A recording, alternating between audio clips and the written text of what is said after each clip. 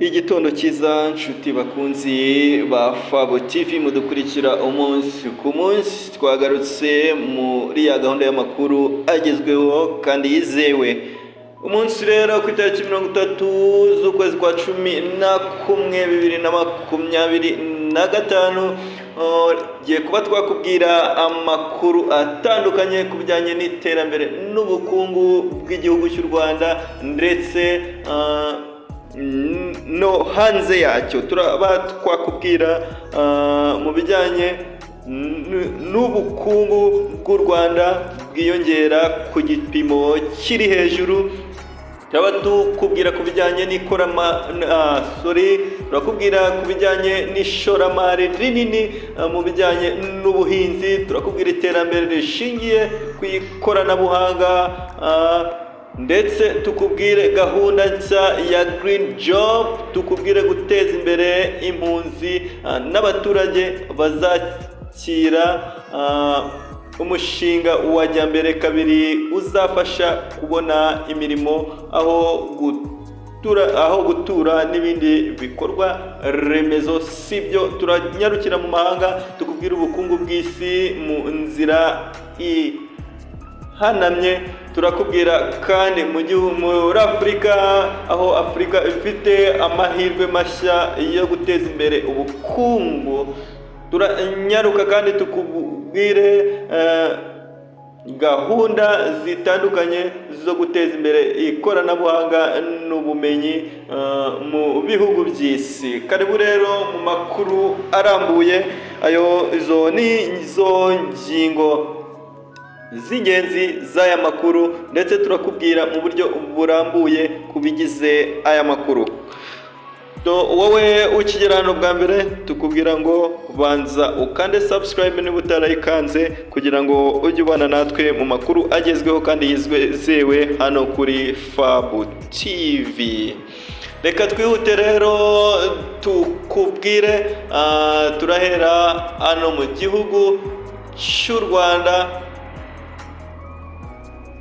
Turakubwira mu gihugu cy'u Rwanda, aho ubukungu bw'u Rwanda bukomeje kwiyongera cyane. Ubukungu bw'u Rwanda rero bwazamutse ku gipimo cy'ibice 8.9% mu mwaka wa 2024. Mu gihembwe cya mbere cya 2025 ubukungu bwari ku gipimo cya 7.8%.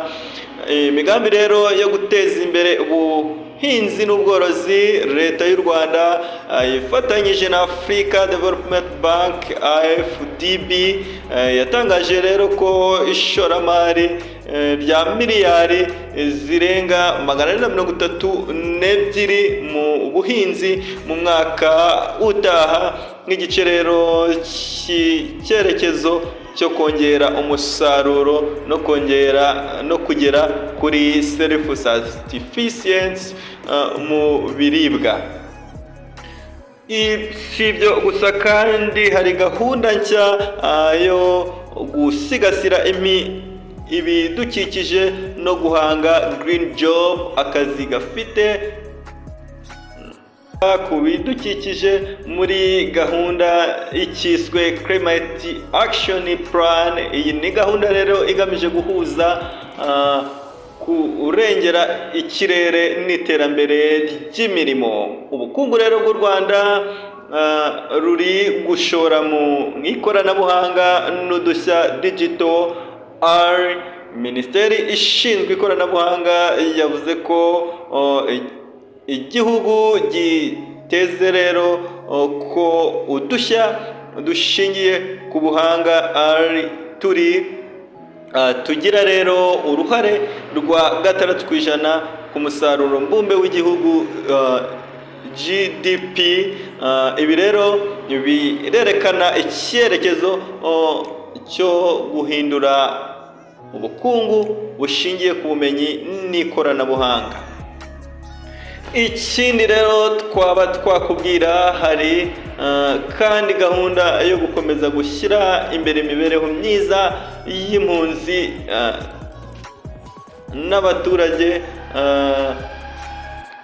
b'abaturage bakiriye impunzi umushinga rero uzwi nka Jyambere kabiri uzatuma rero impunzi n'abaturage basanzwe bahabwa amahirwe ku kazi, aho gutura, amazi, amashuri n'ibindi bikorwa remezo. Urugero rwiza rero rw'uburyo iterambere rishobora kugera kuri bose mu gihugu cy'u Rwanda. Ibi bigaragaza imbogamizi n'amahirwe. Inyigo rero nshya ya Organization for Economic Cooperation and Development OECD igaragaza rero ko hari ubwoba bw'uko impinduka mu mategeko n'amabwiriza y'ubucuruzi mpuzamahanga zishobora gutuma ubucuruzi, ishoramari n'icyizere cy'ubucuruzi birushaho kugira ubwoba. Ibi rero birashobora kugabanya umuvuduko wo kwiyongera k'ubukungu global. Ku mugabane rero wa Afurika hari icyizere ko imyaka iri imbere ya 2025 kugeza 2030 ishoramari rero kuba amahirwe y'ubutaka kubera impinduka mu ikoranabuhanga, ishoramari rishingiye ku bucuruzi bw'amabuye y'agaciro, ubuhinzi ndetse n'imiyoborere myiza. Ibi rero bitanga icyizere ko Afurika irashobora kugera ku iterambere rikomeye niba habayeho igenamigambi n'imikorere myiza. Icyo ibi bivuze ku gihugu cy'u Rwanda n'Abanyarwanda, iterambere rero ryihuse mu bukungu n'ishoramari, guha Abanyarwanda akazi, amahirwe mu buhinzi, ubuhinzi rero bushingiye ku bumenyi ndetse no kumenyekanisha ikoranabuhanga.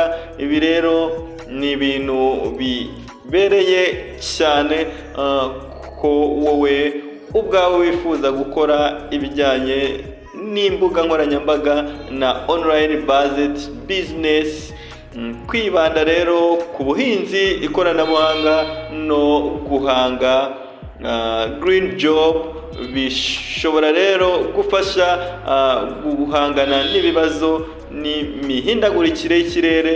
Ariko kandi icyo twaba saba ko habaho imyitozo, ubushobozi ndetse n'ubumenyi. Kuba rero isi iri mu bihe by'amakuba mu bucuruzi mpuzamahanga, policy uncertainty, impinduka rero mu mategeko ndetse n'ibindi birashobora rero kugira ingaruka ku masoko y'ibicuruzwa n'ishoramari mu bihugu nk'u Rwanda.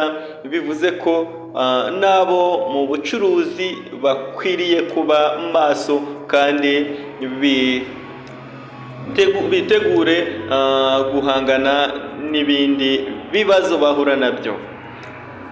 Ikindi twaza kukubwira ibyo kugira amatsiko bikwiriye gukurikirana, uko rero gahunda ya AD Drive Economic mu Rwanda rero izagenda ishyirwa mu bikorwa, ni ingaruka izagira ku ishoramari, akazi n'ubumenyi. Imikorere rero n'ishyirwa mu bikorwa bya green job, climate resilient jobs, nk'ukuntu rero bizagira uruhare mu kurengera ibidukikije kandi bigateza imbere abaturage. Impinduka rero mu rwego rw'ubucuruzi mpuzamahanga n'ishoramari mpuzamahanga, uko bizagira ingaruka ku bihugu nk'u Rwanda bitewe n'amategeko, ibiciro ndetse n'amasoko bikomokaho. Iyi rero yari FAB TV, twakugezagaho amakuru yo mu Rwanda n'amakuru mpuzamahanga. Kanda subscribe niba utarayikanze, ubundi turagaruka mu mwanya tukubwira ayandi makuru agezweho ya show.